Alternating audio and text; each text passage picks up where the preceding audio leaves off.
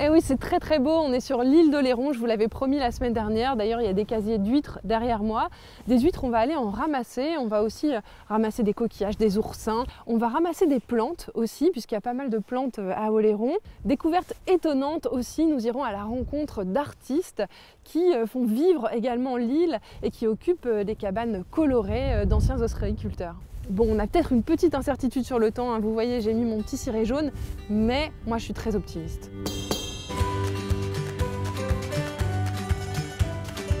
Je m'appelle Charlotte et je trouve qu'on vit dans un pays formidable. Les terroirs, la gastronomie, les paysages.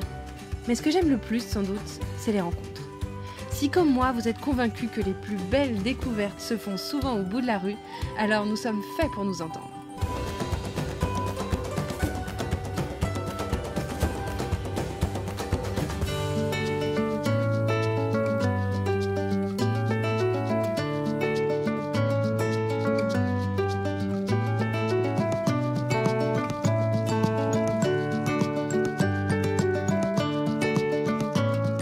Oléron est une île remarquable et étonnante.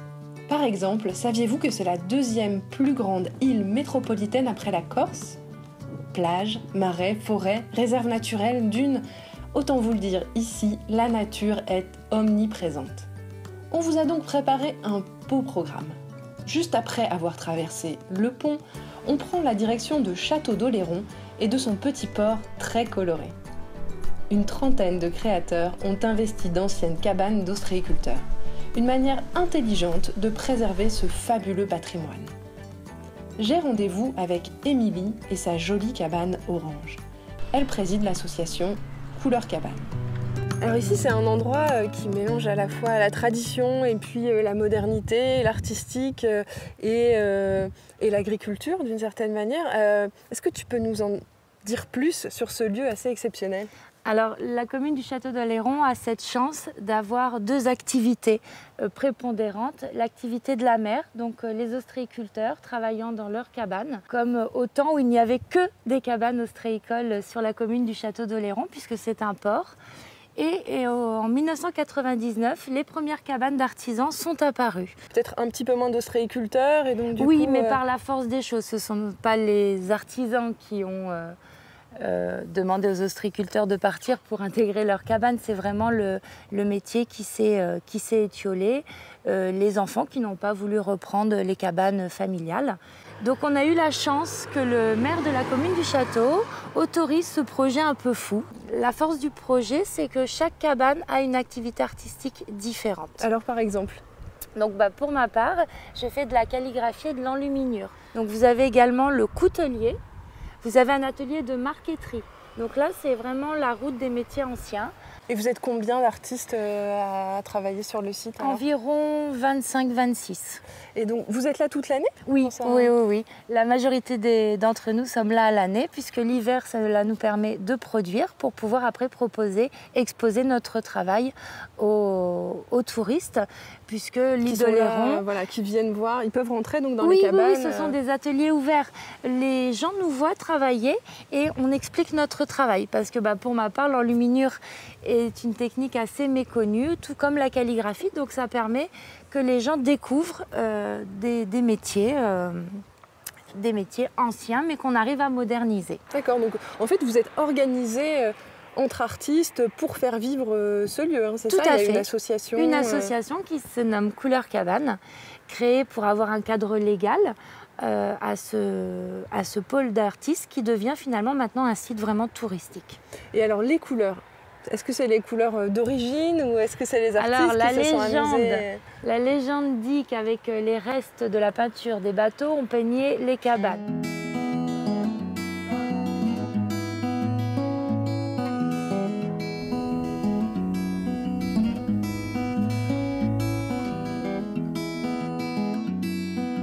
Alors comment on passe on voit que c'est des feuilles d'or, etc., à ça? On va au préalable faire le travail du dessin au crayon de papier. D'accord. Ensuite, pour fixer le trait de crayon de papier, nous allons utiliser un petit pinceau et recouvrir ce trait de crayon de papier pour ensuite gommer et avoir les lettres fixées de façon définitive. Et sur les parties que vous souhaitez dorer, vous allez appliquer une colle. Donc bien sûr, le but du jeu est de ne pas déborder. Les couleurs que j'utilise, ce sont des pigments auxquels je rajoute de la gomme arabique, du blanc d'œuf et du miel. Et ensuite, je rajoute de l'eau. Donc là, pour le blanc, c'est blanc de titane généralement que l'on utilise. Donc c'est vrai que l'enluminure, en fait, c'est un art qui, au départ, on a l'image des moines qui enluminent, etc. Oui. Mais toi, le travail que tu fais, c'est pas du tout Pas du lié tout. à la religion. Non. Dans ma création, j'ai jamais été sensibilisée vers des choses religieuses. Par contre, j'aime la symbolique de certains motifs. Donc c'est ça aussi qui est plaisant avec l'enluminure, c'est que vous avez la symbolique des couleurs, où là justement vous pouvez apporter une forme de spiritualité qui n'est peut-être pas forcément religieuse, mais voilà, les couleurs ont un sens, tout comme les motifs. La spirale, ça a une signification. Le triskel, c'est un motif breton, ou l'hermine, c'est des motifs celtes que j'aime beaucoup. Ils ont des significations. Et alors, donc, l'enluminure et la calligraphie, en fait, c'est deux arts un peu différents, mais qui se complètent, en fait. Autrefois liés, puisque l'enluminure étant la mise en lumière du texte, qui est la calligraphie. On ne pouvait pas dissocier le texte de l'enluminure. Maintenant, on peut soit faire de l'enluminure, moi je les encadre, et après mes travaux de calligraphie vont plus être des travaux d'ordre événementiel. Donc là, pour des faire-part, des menus, livres de cave, livres de vie, livres de mariage. Dans les moments importants de la vie, c'est vrai qu'on a envie parfois de marquer le coup. Et c'est vrai que c'est un beau moyen de se rappeler les beaux moments. J'ai la chance que les gens apprécient toujours la belle écriture, finalement. Alors du travail fait main ici, il y en a beaucoup, parce que vous êtes nombreux. Est-ce que tu aurais une autre cabane à nous conseiller ? Là, on peut rester sur la thématique du bleu, puisque le bleu est aussi la couleur de la cabane du coutelier. Ouais. Donc là, je crois qu'il doit être là, donc il ne faut pas hésiter à aller comment voir. Grégory.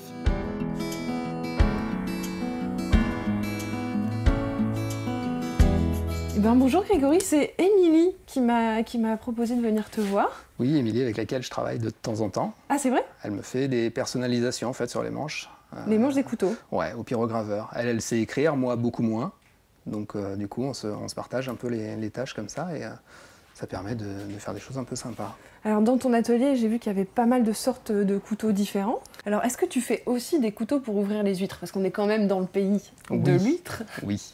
Après avoir un peu posé les questions à droite et à gauche sur ceux qui savaient ouvrir les huîtres et qui savaient un peu ce qu'on pouvait apporter à un couteau à huître. Facile d'ouvrir les huîtres. Pas vraiment. En fait, il faut apprendre surtout à tenir son couteau et après de là, on peut utiliser des choses qui sont adaptées. Et donc j'ai fait un couteau qui sert à ouvrir les huîtres. Et qui soit un peu pratique et qui évite de se blesser. Donc, c'est ça. C'est tout ce qu'il y a là, ouais. Mais il est petit. Il est tout petit. Il est tout petit parce qu'en fait, lorsqu'on ouvre une huître, il faut tenir le couteau plutôt par la lame que par le manche. Le manche va servir d'appui. D'accord.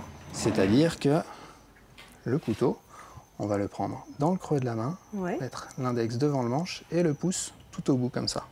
Et donc, comment fait-on pour ne pas finir à l'hôpital quand on ouvre une huître ? Et bien justement, en laissant le moins possible de lame dépasser. Et donc c'est le pouce qui fait la butée, côté, et donc on va se mettre sur le côté. Là, on va pouvoir forcer un peu. Dès qu'on touche la coquille, on rentre la lame comme ça. On remonte jusqu'ici. Ici, là, il y a un petit muscle qu'on va couper au passage. Et quand on arrive là, hop, on fait levier comme ça. Et après, on se régale. Et comment, c'est quoi les étapes de la fabrication d'un couteau ? Alors en fait, on va avoir une étape de forge pour ce qui est des lames, en tout cas pour les lames en acier. Donc, on va chauffer l'acier, taper dessus pour lui donner la forme, et puis petit à petit arriver à forger la pointe, à forger un peu toute la forme globale du couteau, de façon à ce qu'après on n'ait plus que le manche à faire, à découper en bois. Donc tu travailles là toute l'année ? Oui. Dans cette cabane qui est très jolie. Alors, je me suis installé, j'ai tout refait en fait à l'intérieur de cette cabane. Elle était brute, donc on avait zéro couleur, un peu de béton au sol, ce qui n'a pas changé pour le coup. Mais oui, c'est votre responsabilité en fait d'entretenir ces cabanes, c'est ça qui vous sont louées par la municipalité. Elles nous sont louées dans des conditions qui nous permettent de vivre. C'est surtout ça qui est important, c'est qu'on a un endroit qui draine beaucoup de monde, donc qui potentiellement nous apporte un peu de clients, Et en même temps, on a des charges fixes qui sont relativement basses, ce qui nous permet de nous en sortir et de vivre de métiers dont il est très compliqué aujourd'hui de vivre. Et j'avoue que je ne suis pas vraiment déçu, quoi. Ça fait 8 ans maintenant que quand j'ouvre mes volets, j'ai la mer derrière, les bateaux, éventuellement le soleil. Il y a pire comme cadre de travail. Hein. Voilà, voilà.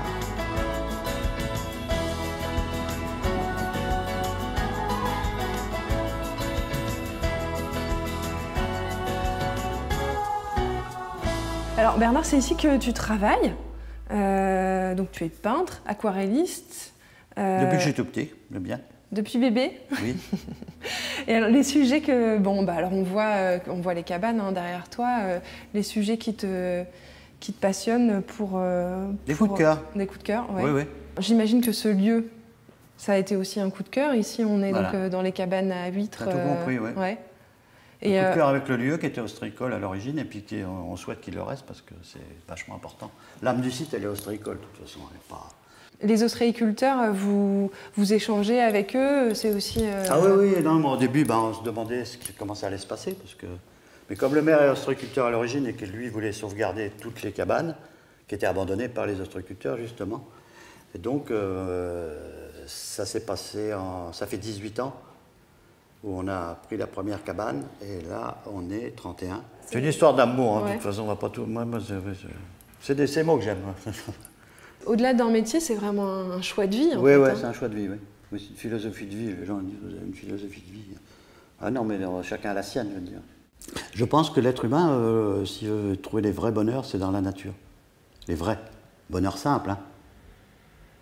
Mais en plus, tu les restitues avec tes peintures et tu donnes finalement ce bonheur-là aux autres. Oui, c'est ça, c'est le partage après. Ouais. Oui, puis l'authenticité, elle est la même, que ce soit dans le travail de l'ostréiculteur que chez l'artiste. Parce que la mairie a demandé une chose, c'est que les gens soient sur place, travaillent sur place et montrent leur production dans la cabane. Donc on ne peut pas vendre les choses de quelqu'un d'autre, tu es amené à vendre uniquement ta production. Et ça, c'est bien. Il y a encore d'autres artisans passionnants à rencontrer, mais je dois déjà filer. Jean-Baptiste m'attend tout au nord de l'île, à la pointe de Chassiron.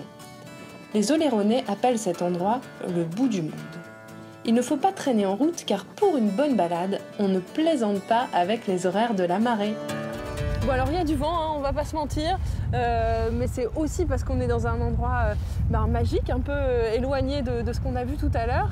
On est tout au nord de l'île, il y a du vent et puis il y a aussi des créatures un peu particulières. Oui, là c'est vrai qu'on est sur la pointe la plus sauvage de l'île, hein, pratiquement, la pointe extrême pointe, le bout du monde comme on dit, à Chassiron, sur l'estran rocheux. Et donc on a notamment des crabes. Et ça c'est un peu l'espèce symbolique de cet endroit, puisque c'est un endroit qui est protégé. Et c'est un crabe d'une espèce qui avait disparu dans les années 70 et qui maintenant reprend du terrain. Et qui s'appelle comment ? C'est le crabe de rocher. Crabe de rocher. Bon, alors c'est un animal qui a des pinces assez impressionnantes, et pourtant c'est un petit celui-là. Hein, ça c'est un petit bébé de cette espèce-là, il peut devenir gros comme un tourteau à peu près. Donc là, il faut commencer à faire attention à ses doigts. Et les deux pinces ne sont pas tout à fait identiques. Hein. Ah non, il y a une pince pour broyer, donc la pince droite généralement, qui est plus grosse, et la pince gauche, elle est faite pour couper. Donc les dents sont alignées et sur une petite ligne très très fine. Mais en fait, c'est des pinces idéales pour manger un crabe finalement. Oui, mais nous, on a des couteaux et des fourchettes, ils se débrouillent avec ça. Mais c'est vrai que les pinces des crabes sont différentes. Donc on est au nord de l'île, hein, c'est ce qu'on disait. Derrière nous, il y a un phare magnifique, qui est justement ce phare qui est tout au nord. Voilà, c'est le phare de Chassiron, effectivement, qui matérialise la pointe nord de l'île. Et ces fameux rochers. Donc l'estran, c'est la partie qui est découverte à marée basse.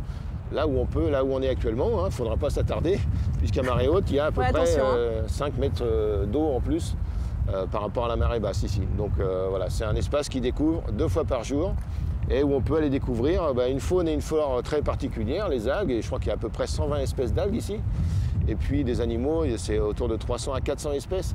Alors et vous, Jean-Baptiste, votre métier justement, c'est de préserver toute cette faune qui est bien particulière. Comment on fait d'ailleurs pour protéger tout ça ? Alors ici sur la côte atlantique, on a beaucoup de pêche à pied, donc c'est un loisir qui est très répandu. Il y a à peu près 2 millions de pêcheurs à pied en France. Et ici, on en a 320 000 chaque année qui se succèdent là sur l'estran. Ça fait du monde. Ça fait du monde et donc il y a les prélèvements, mais il y a aussi des comportements sur lesquels on intervient, c'est-à-dire d'expliquer aux gens qu'un rocher, par exemple d'estran, doit être laissé dans le bon sens. Il y a des algues dessus qui ont besoin de lumière et en dessous, il y a des espèces comme ce crabe voilà, qui ont besoin d'être plutôt à l'abri. Et puis, il y a un respect aussi à avoir de la réglementation. Il y a des tailles à respecter, des poids à respecter. Puis des règles de bon sens aussi, de préparer sa pêche pour en profiter et ne pas gaspiller par exemple, parce qu'il y a de plus en plus de monde qui vient. Et alors justement cette pêche, qu'est-ce qu'il y a de bon à manger ici? Enfin, ici, on voit, hein, il y a beaucoup de choses déjà. Il y a beaucoup de choses de bonnes, on peut évidemment manger des huîtres. En hiver, on a des oursins, donc ils sont pleins, enfin ils sont là tout le temps, mais ils sont meilleurs en hiver. On a aussi beaucoup d'espèces de crabes évidemment. On a ici de l'estran rocheux. On a aussi de l'estran sableux, comme vous dites, avec des coques, des couteaux qu'on peut pêcher avec du sel ou avec d'autres techniques.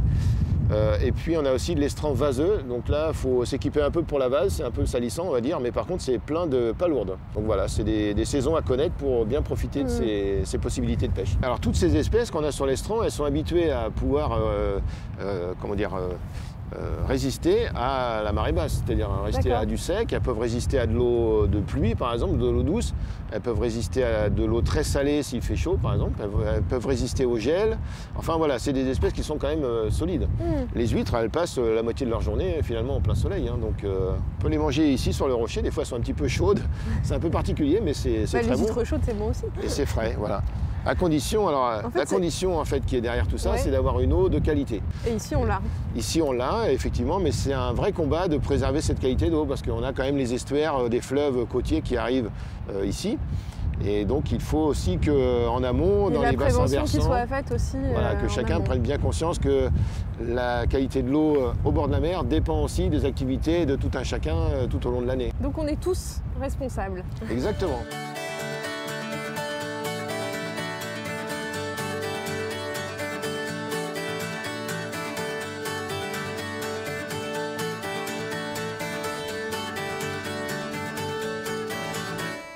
Jean-Baptiste, l'association s'appelle IOD, c'est ça?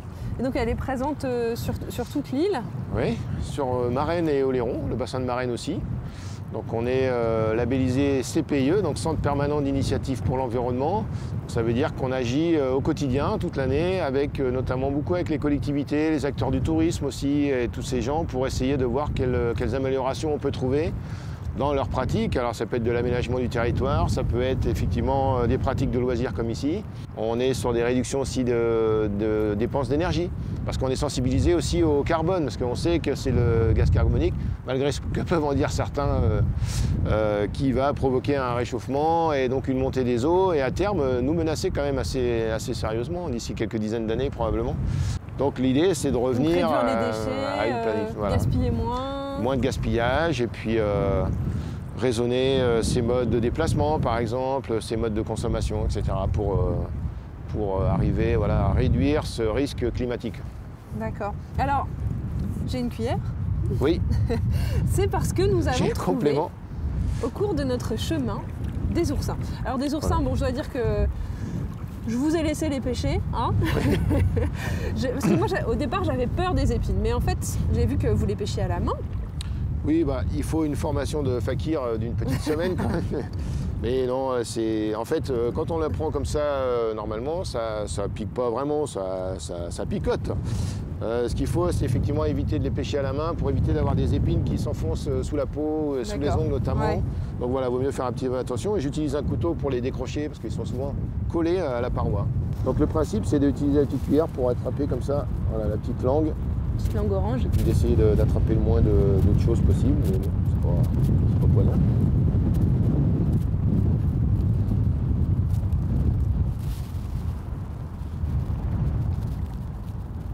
C'est délicieux, puis c'est un goût en fait presque sucré. Hein, Oui, c'est assez sucré. Fruité même.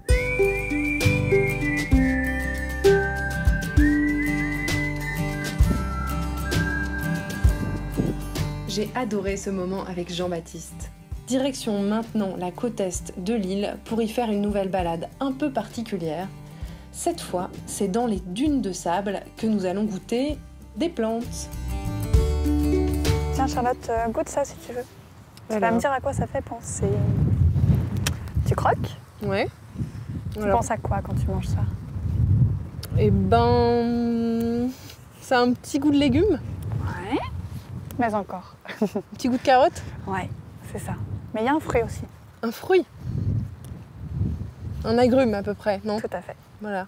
Alors qu'est-ce que c'est? Alors, dis-moi d'abord l'agrume, tu sais? Citron? Citron. Voilà. Cette plante s'appelle la Christe marine. Et elle est réputée pour son concentré en vitamine C. D'accord. La Christe marine, on la trouve partout sur ce littoral. Elle était très connue autrefois parce qu'elle permettait aux marins de se soigner des scorbut en fait. Parce que vitamine C, Parce c'est que ça, hein? vitamine C. Mm. Alors, on a déjà vu pas mal d'endroits aujourd'hui. On est allé au sud de l'île, au château d'Oléron. On est allé au nord voir le phare. Alors, où est-ce qu'on est ici? Ici, vous êtes sur la côte est d'Oléron. Oui. Du côté est, au sud de Boyarville, dans un petit village ostréicole que l'on a appelé Fort Royer, parce qu'un fort était là installé autrefois ici, un fort en bois. Et Fort Royer est un site ostréicole centenaire, c'est un site aujourd'hui classé, un petit site, un petit village qui est toujours en activité. On a 7 entreprises ostréicoles ici. Oui, donc c'est un vrai village qui est resté actif. Voilà. Alors, je vous présente Marie. Et Marie, donc, dans ce village, toi, tu es animatrice, hein, c'est Oui. ça? Donc ça consiste en quoi? Alors en fait, depuis 25 ans, une association est créée là pour valoriser ce patrimoine ostréicole et naturel. Hein. Et notre association a pour mission de transmettre les valeurs de ce patrimoine, de montrer la richesse de ce site, la richesse de ces plantes. Et on le fait au travers d'animations avec un public extrêmement diversifié, large. Celle-ci, je la connais, je l'ai déjà vue à pas mal d'endroits. Mais par contre, je ne sais pas du tout comment ça s'appelle. Alors celle-ci, on l'appelle le forbe en fait. Tu la repères assez vite grâce à sa tige qui finit rouge là en fait. Tu vois. Cette plante est une plante poison en fait. Elle est partout sur les dunes, elle est extrêmement résistante, donc on la met un peu partout. Mais en fait, c'est un véritable poison. Quand on casse la tige, il y a une petite sève en fait qui coule.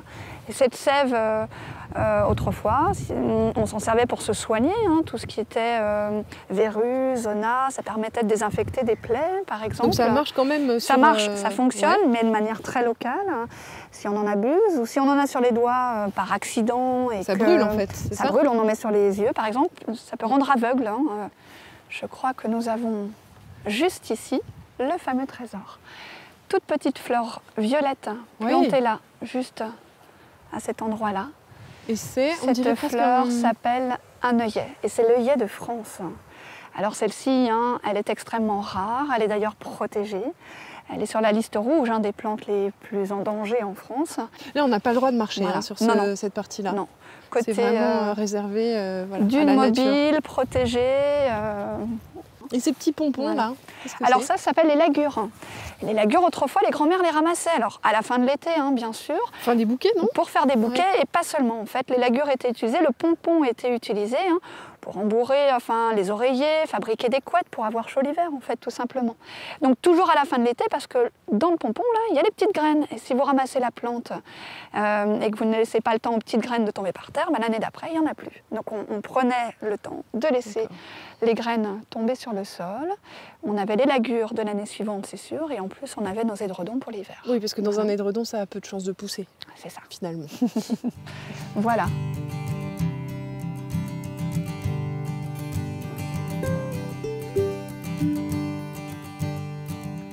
Mais écoute Marie, moi je me sens un peu comme sur un plateau de fruits de mer ici. Parce que ça j'en ai déjà vu, mais c'était dans mon assiette. Cette petite plante s'appelle la salicorne, salix le sel, la corne de sel. Ah mais oui, donc ça tire vraiment son nom de son goût. En fait. Mais cette plante ne survit ici que dans un milieu salé de toute façon. D'ailleurs regarde son environnement, elle est ici dans une vieille claire abandonnée qui régulièrement se remplit d'eau de mer. Voilà. Ça se mange comme un haricot, cuisiné ça se cuit manière, en fait, voilà, ça se cuit à la poêle, un petit peu de beurre, jamais de sel, bien sûr. Et puis autrement, laisse-la un peu dans du vinaigre et tu la dégusteras comme un cornichon à l'apéritif. Elle aura une bonne saveur aussi. Donc certains aujourd'hui font du maraîchage de salicorne, notamment sur Oléron. Ces petites feuilles arrondies, elles se mangent aussi. Voilà, celle-ci, on la reconnaît bien parce que souvent on dit que ces feuilles ressemblent à celles de l'olivier. Tu vois, il y a un côté assez gris comme ça. La forme aussi. Alors regarde, je t'ai ramassé un petit spécimen aussi. Ici, une petite feuille d'aubione. Voilà. Tu vas pouvoir goûter. Tu me dis ce que tu en penses. On lui donne un petit nom à cette plante, on l'appelle la chips de mer. Dès que le soleil apparaît, en fait, elle scintille. Il y a du sel déposé sur cette feuille, et donc le sel scintille au soleil. Et c'est vraiment très joli parce qu'il y a des reflets partout. Ouais, je la mangerais plus volontiers crue. Exact. Elle se mange en salade, plutôt crue, avec un assaisonnement si tu le souhaites. Mais elle est délicieuse, elle a un bon goût salé aussi, un bon croquant. Et souvent, c'est celle que les enfants adorent. Voilà. Bah, pas que les enfants. Hein. Les grands-enfants aussi. Bon alors, des huîtres, on en mangera la semaine prochaine. Ça tombe bien, du coup, on va rester une semaine avec toi. Peut-être tu peux nous héberger, Marie. Et d'ici là, bah, moi je propose qu'on continue à manger ces petites chips de mer. Hein. On va se faire une petite salade. Allez, tiens, regarde. Merci. Profite.